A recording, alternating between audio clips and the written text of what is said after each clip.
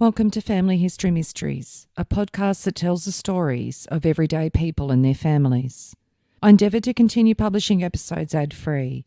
In order to do so, I would love your support by reviewing my podcast or consider becoming a subscriber for only the cost of a coffee a month.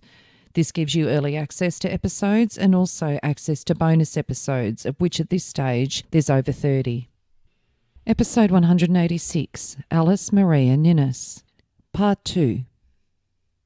The second child was Millie Matilda Amy Ninness, and this is the other child that family trees have as being born on the same day as Pearlie. Some have questioned whether they're twins.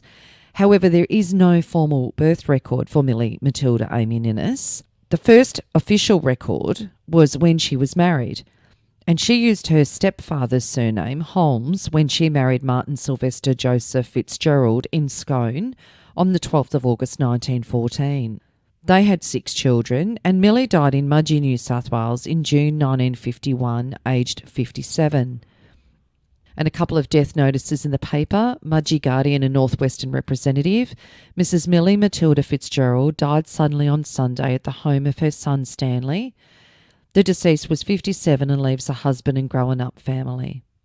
And a year later, as a memoriam in the Mudgee Garden and Northwestern Representative, in loving memory of my dear wife and our mother, Millie Matilda, inserted by her loving husband Martin, and in brackets, inverted commas, son, and family, Kathleen, Jan, Stanley, Leslie, Alice and Martin, and granddaughter Mary.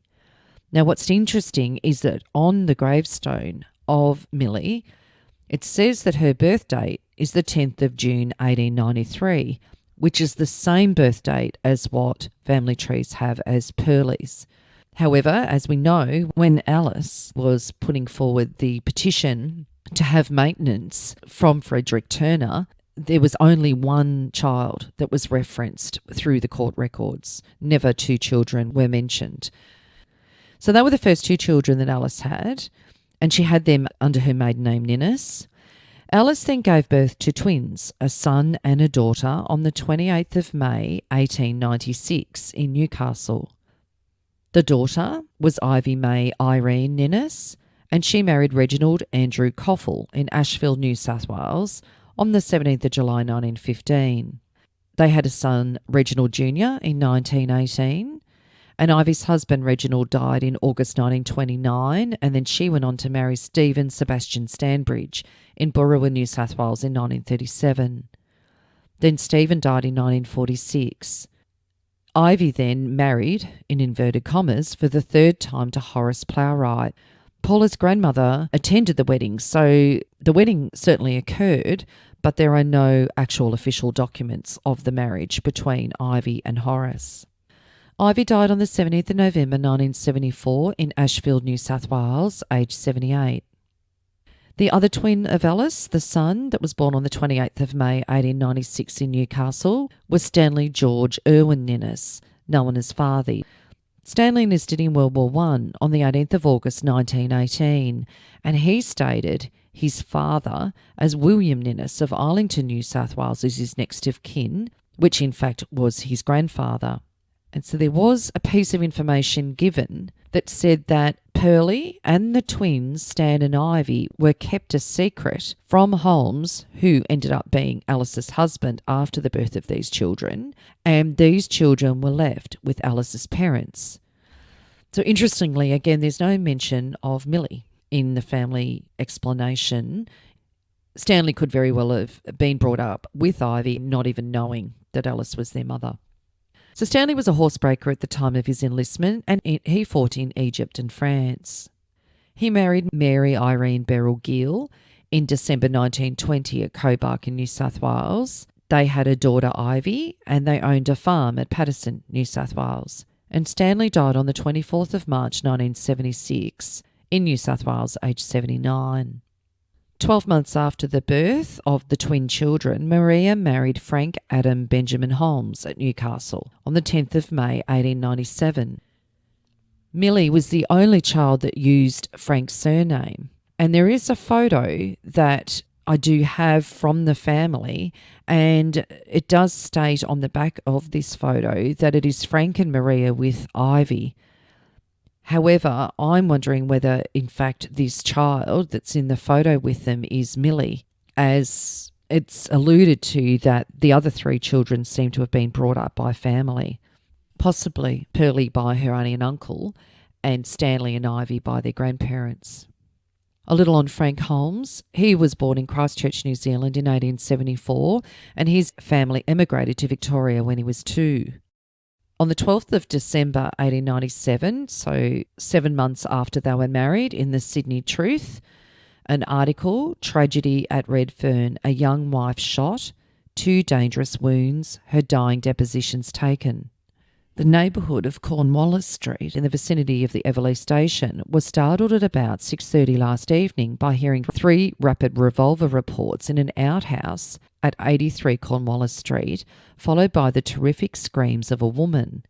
In less time than it takes to put the bare facts on paper, the place was surrounded by a motley crowd of people who saw at once that a diabolical attempt at murder had been made by a young man named Frank Adams Benjamin Holmes on his wife, Alice Maria Holmes.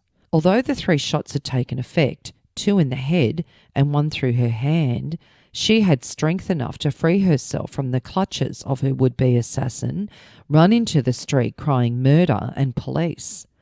She was fairly covered with blood at the time, and before any of the people could offer her assistance, Holmes caught hold of her and attempted to carry her from the street, with presumably the intention of putting her into the house by the front entrance. Before he could do this, however, Constable Ridley and Connors raced up and seized him. He was at once handcuffed and taken to the police station in George Street, Redfern, by a policeman, while the other procured a cab and drove the fainting woman to the Prince Alfred Hospital. Dr. Payne saw the woman's condition was very serious and took immediate steps to ascertain the exact nature of the bullet wounds. When the blood was washed off, he found distinct bullet wounds behind each ear and 1 on the left hand. 1 bullet was deeply embedded, but the other had apparently glanced off the bone and gashed the flesh about the side and back of the neck, with blood flowing freely. The embedded bullet was successfully extracted. The loss of blood and shock to the system made her condition look extremely dangerous, and Dr. Payne suggested that her dying depositions should be taken without delay. Mr. Carson, a clerk of the Petty Sessions at Redfern, was summoned, and accompanied by Inspector Lawless, he went over to the hospital. The prisoner was speedily taken to the institution, and in this presence Mrs. Holmes made a long statement. She said they'd been married 8 months, and until quite recently she resided with a relation at Princes Street in Churchill. Just after 6 o'clock last evening, her husband came to the house at Cornwallis Street and spoke with her at the door. He made an excuse for not entering and told her that if she would go into the water closet with him, he would give her some money. After a conversation, she consented to do so, and immediately she entered and he drew a revolver from his pocket. She begged of him not to kill her, saying that she would like to see her parents and she was anxious to live for her child. Her appeals had no effect upon him, for he presented the revolver and fired shot after shot at her head. From what can be gathered, it appears that Holmes visited her early in the day and asked her to be friends and live with him again, but she positively refused. He charged her with infidelity and spoke of some strange men in the house where she was living. She did not see him again until 6:30 when the tragedy occurred. Holmes is described by the police as a circus hand and tightrope walker. He has been about from Sydney for some time and has only just returned. The police informed us they found a letter upon him suggesting of a premeditated deed and praying that God would have mercy on their souls. Evidently, from this he has contemplated self-destruction as well as murder. At a late hour last night, Dr. Payne informed us by telephone that Mrs. Holmes was not in immediate danger, although she still was in a precarious state. And 2 weeks later, on the 29th of December 1897, in the Sydney Daily Telegraph, the Redfern shooting case, the accused before the court, evidence of the wife. Frank Adam Benjamin Holmes, who recently was arrested on a charge of shooting his wife, was brought up at the police court in Redfern yesterday with a charge of attempted murder. Constable Ridley stated that while on duty in Turner Street on the 11th of December, he received information which caused him to run into Margaret Street, where he saw the accused with a revolver in his hand, holding his wife, who was struggling to get away. The woman was calling out, "Take me to a doctor, take me to a doctor." She was bleeding profusely from the head and the arm. The witness arrested the accused and disarmed him. The woman was conveyed to the Prince Alfred Hospital by Constable McKelvey. On arriving at the Redfern police station, the witness charged the accused with having attempted to take the life of his wife. He cautioned him in a way as to not incriminate himself. The accused, however, replied that he did not want to deny that he shot the woman. "How would you like," he said, "if you were up country working and sending your wife all your money to come home and find her as I did? I told her I forgive her if she would come to Bulli to live with me." On searching, the accused witness found a sealed letter in his pocket, and on the outside of which was written a statement from Frank Holmes, London. "Let the world know my innocence. I die for my wife. God have mercy on our souls." In his possession were also found 7 letters from his wife, together with a photograph of her, her baby and himself. He also had in his pocket their marriage certificate, dated the 16th of May, 1897. The revolver taken from him contained 6 cartridges, 2 of them discharged. In the yard at the back of Cornwallis Street, where the prosecutrix, her sister and 2 men were residing, the witness found marks of a struggle and picked up a flattened bullet. Witness was present when the woman's dying depositions were taken. The razor produced was handed to him by William Smith, one of the residents of Cornwallis Street, as was also the letter signed by the accused and addressed to his wife. The accused, when arrested, was sober, but appeared in a very excited state of mind. The doctor then put a statement outlining what her injuries were and how they were treated, and he also added that the woman would bear for life the marks of her wounds. Then Alice Maria Holmes, the wife of the accused, was called. On being told by Mr. Delahaye that she was not compelled to give evidence against her husband unless wishing to do so, she replied, "I wish to press the charge as far as it will go." She said her husband, who was by profession a tightrope walker, married her at Newcastle in May. He was aware of the fact that she had 3 children previous to this marriage. No, not 4. They only stayed at Newcastle a week and came direct from there to Sydney. Her husband had been very unkind to her ever since. He left her on the 5th of November to take an engagement, was away for 2 months. After staying in Sydney for some time, she went to Wollongong, where she lived with her aunt. She came back to Sydney on the 9th and took up her residence at Cornwallis Street. 2 men, William Smith and William Mulbrose, lived in the same house and paid her rent for the furniture. On the Saturday morning after she came back from Wollongong, her husband unexpectedly arrived from his tour in the country. He was quite friendly and came into the bedroom upstairs. They sat talking for a time. However, he accused her of adultery with the man Smith. She indignantly denied the charge, but told him that she had rented the furniture to the 2 men and said that she'd hoped he was not angry. She told him that he had not left her sufficient money to live on. Almost immediately, the accused took something out of his pocket. He poured it into a glass and swallowed it, explaining that he'd poisoned himself. The witness commenced to scream for some salt and water. Her sister brought the mixture into the room and the accused swallowed it. He vomited a little and then seemed quite well. He then asked her to go with him to Bulli. She demurred, saying, "You know that you promised that I should go home to Mother at Christmas." He replied, "All right, get your things ready," and went out. The witness did not again see him until about 5 o'clock, when he drove up in a cab. Smith opened the door for him and accompanied him upstairs. He brought with him a portmanteau full of her clothes.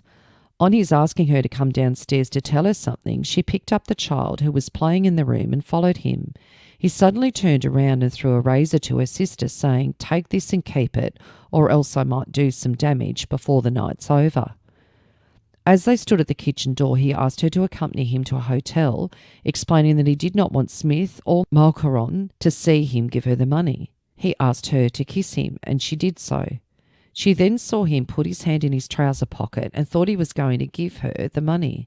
However, he produced a revolver and fired. The bullet struck her on the right side of the head. The baby fell from her arms when she was shot, but as she lay on the ground, came back and stood in front of her. A moment afterwards he fired again and received the charge in front of the head. Immediately he fired again and the bullet struck her in the left ear. He was trying to shoot her in the face, but she put out her hands and turned her head. One of the last shots went right through her hand. After the last shot, he knelt down and kissed her and then walked away. Phoebe Ninness, sister of the injured woman, gave corroborative evidence. William Smith, one of the occupants of the house at Cornwallis Street, described himself as a labourer. He stated that he went to the home last Thursday for the night and that prior to that he'd been working for the Alexandria Council. He and Mulherron rented the furniture in the house from Mrs. Holmes, who lived with them. He saw the accused shoot his wife.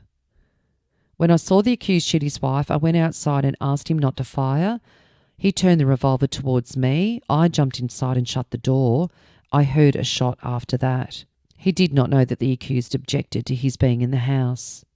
And Holmes was committed to take his trial at the next sitting. So on the 15th of February 1898, in the Sydney Australian Star, states that he pled not guilty. It also describes Holmes as a young fellow of no more than 23 and is well known as a tightrope walker, with his professional name as Blondin. It does also outline that after their marriage in Newcastle, him and his wife appeared to lead an unhappy life, with the prosecutrix alleging her husband was very unkind to her. And it also outlines that Holmes said to Alice at the time that he drew the revolver on her, "Now, Alice, you must die and I'll be hung." So on the 20th of February 1898 in the Sydney Sunday Times, it announces that Frank Adam Benjamin Holmes, a tightrope walker, was found guilty in the criminal court of wounding his wife with intent to murder.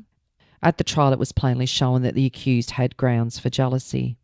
The jury returned a verdict of guilty, adding a strong recommendation to mercy, and that the jury would be willing to petition the executive for a reprieve. If possible, they would like the accused to be dealt with if a reprieve were granted under the First Offenders Act. And on the 15th of March, so a little less than a month later, the Redfern sensation, Frank Holmes, reprieved. The Executive Council today considered the case of Frank A.B. Holmes, a circus acrobat who some months ago was sentenced to death for the attempted murder of his wife at Redfern. There were several extenuating circumstances in connection with this case, and it was therefore decided to commute the death sentence to hard labour for 12 months. Leave is, however, given to the prisoner to apply for a licence of release at the end of the 3 months on finding security for his good behaviour during the remaining 9 months of his term. Alice died when giving birth to another set of twins, Alfred William Holmes and Alice Jane Holmes, on the 11th of August 1898 in Newcastle. So at this point, we still have Frank in jail. So Alfred was taken into state care on the 28th of October 1898, and it stated that Alice had 3 other illegitimate children. Interesting, you'll notice that it says 3 others, not 4 other illegitimate children. And it also stated her baby daughter Alice died in care as well. She died at the age of 7 weeks in Scone, New South Wales. Alfred died in care on the 21st of December 1898, and he was only 4 months old. Frank Holmes was released and married Camilla Elizabeth Jones in 1900 in Victoria when he was 26 and Camilla 17. There was an article in the Wagga Wagga Daily Advertiser on the 16th of October 1913 titled Australian Blondin. A large crowd was attracted to Hampton Bridge yesterday morning when Frank Lillian, described as the Australian Blondin, attempted to cross the river on a wire. The boisterous wind rendered success very problematical, it being difficult to keep one's equilibrium even on firm ground, and although Lillian made a gallant endeavour to keep faith with the public, the gale proved too strong, and after going a few steps he was compelled to postpone his performance. He will make another attempt at a date to be fixed. Lillian was picturesquely attired after the style of a Georgian dandy, frequently appearing in the advertisements of John Walker and Sons Distillers, by whose cooperation, and that of Mr. E. Belair Commercial Hotel, yesterday's attempt was made possible. So interesting how he's going by the name of Frank Lillian. Lillian in his younger days was a member of a travelling circus troupe and has performed in various parts of the globe and claims to have had many interesting adventures. They had a daughter, Lillian Elizabeth May Holmes, on the 26th of March 1917 in Adelaide, South Australia. The family believed that Lillian was in a relationship when she was 13 to Joseph Calicino in Carlton, and she had 2 children with him in 1931 and 1932. Lillian then married Isidore Krell in 1948 in Victoria, and Lillian died in Queensland in January 2010, aged 92. Frank Holmes died on the 27th of August 1946 in Prahran, Victoria, aged 72. Interestingly, on Frank's death certificate, it only mentions his marriage to Camilla. There's no mention of being married to Alice Maria Ninness. And at the time of his death, he was a wharf labourer. There was a memoriam in the paper on the 27th of August 1947 saying, "In loving memory of my dear husband, Frank Adam Benjamin Holmes," inserted by your loving wife, Millie Holmes. And then another one saying, "In loving memory of my dear dad, who passed away on the 27th of August 1946, inserted by his loving daughter, Lillian."